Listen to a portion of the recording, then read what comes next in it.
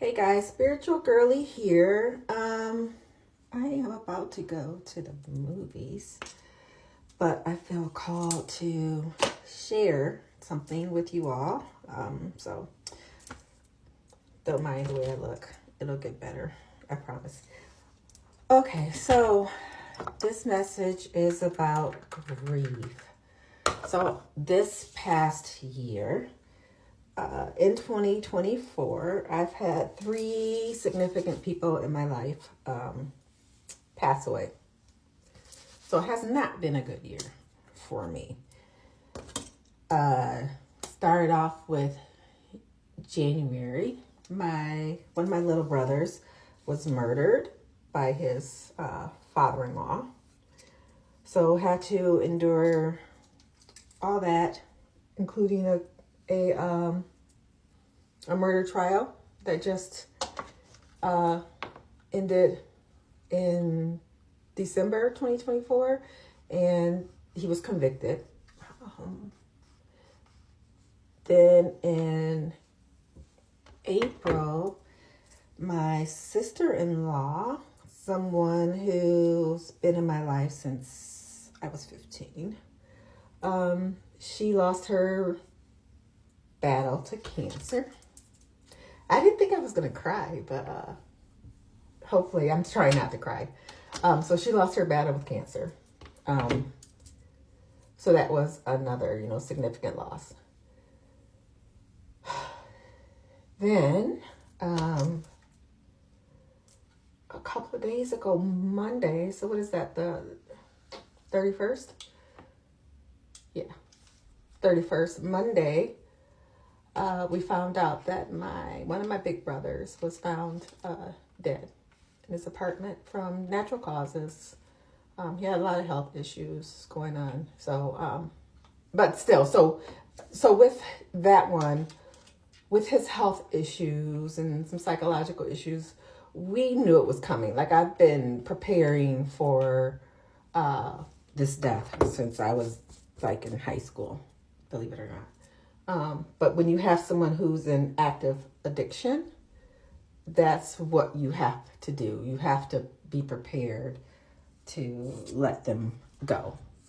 So I've let him go a long time ago, and in letting him go, it doesn't mean that, what are you doing here? I'd let you go.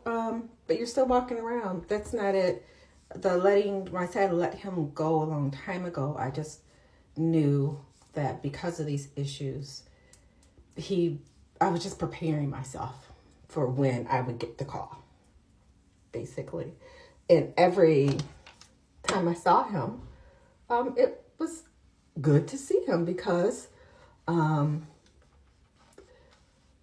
he's still alive. So I just treated, I don't know why I curled it this way. Jesus. So I just treated it as a gift each time I saw him. But now he's no more. So even though I let him go, it's still a struggle with that because I'm sad. So this video isn't about that part though. It's more of what happens next. So as a past life regression, why am I keep curling it that way? So as a past life regressionist, I know what happens next. And if you watch my videos, I make sure, well, probably not in the videos, but the YouTube videos, you can see that when I do the past lives, I don't know why look at that. There's nothing wrong with the curlers. It's all me. I'm like just combobulated and all over the place. But so you'll see that, when I take people to their past lives, I let them experience the death of that past life and then the moving on of the soul so that people know like the death process and they aren't afraid of it. And then they know that after this space, we move on and it is something better. And it's not just, people say, oh, you move on. And it's not just that, but I want them to know the feeling of that moving on and how it feels to be finally released from this. And I'm like, hot. how it feels to be released from this physical world. So I want them to experience that. And so when they experience that, I experience too, through that and through past life regressions. So, so I know, I know he's in a better place. I'm in my pajamas too. This is a t-shirt, Knock the Vandal. It's my nephew's band. I think I'm all over the place because I'm trying to avoid not crying, so I'm getting sidetracked. But anyway, so I want them to see the moving on part, how it feels to move on, and that's not so scary. And so I know that. So I said all that to say I know that his struggles here were hard, and that he finished his earthly assignment and he is home. And not only is he home, but he is safe. He is free from pain. He's surrounded by love. And I know that I'm there with him as well. But it's hard. It's still hard because I miss him.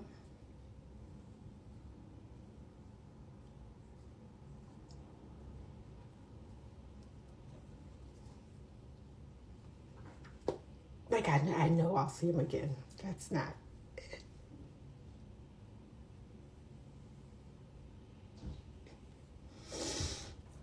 But I wish he would have picked an easier assignment, because that was hard to watch. And I know it's selfish of me to say that, because the assignment he picked was the assignment he picked, his assignment that his soul needed to pick. So it's not about me. But yeah, I am very sad to watch someone go through that. And on top of that, we share a birthday. Numbers mean a lot to me, and synchronicities mean a lot to me, just because I have them all in my life, and birthdays mean a lot. It's not often. So my mom has 6 kids, and 4 of us share a birthday with each other. So my oldest brother and my mom's youngest son share a birthday, and the 2 middle kids, which are me and my brother that just passed away, share a birthday. So I just always grew up these shared birthdays mean that you're connected to people.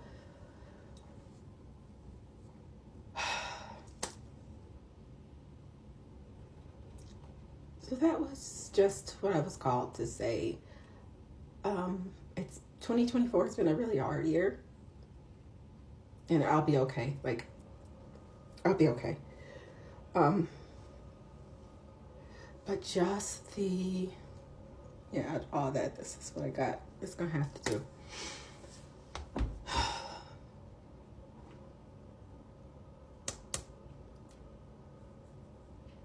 So even though we know what's on the other side, and we know that only good things are happening, and on the other side, and that person is released, and we don't understand it, but we try to understand it. So coming from someone who sees the other side all the time, I know that it's better, and it's a lot better over there than it is here.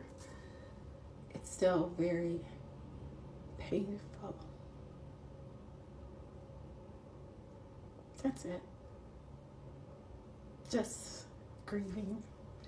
And felt the need to just express that. I wish I would have waited. Going to the movies, I wish I would have waited until I was dressed to look cute. But maybe that's not the point of this video.